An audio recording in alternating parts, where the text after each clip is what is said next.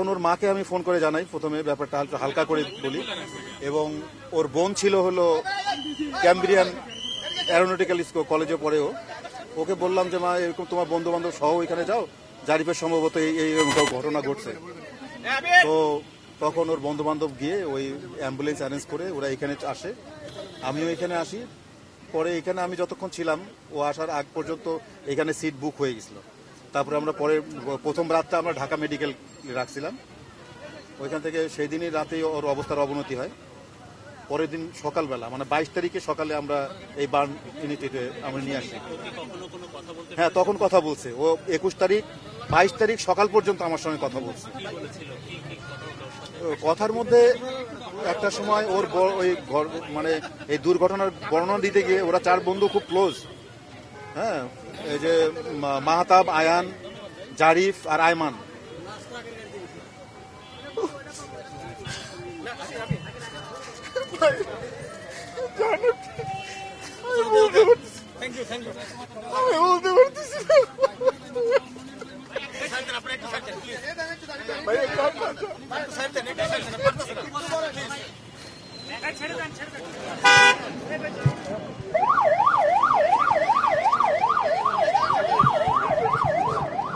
শ্বাসনালীতে সমস্যা ছিল। কালকে অনেক ভালো ছিল।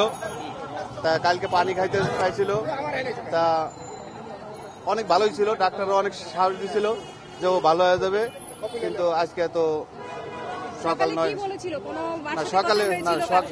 সকালে কোনো কথা হয় নাই, কালকে হয়েছিল। 38% ধ্বংস হয়েছিল। ওই শ্বাসনালীতে সমস্যা, ইনফেকশন করছিল।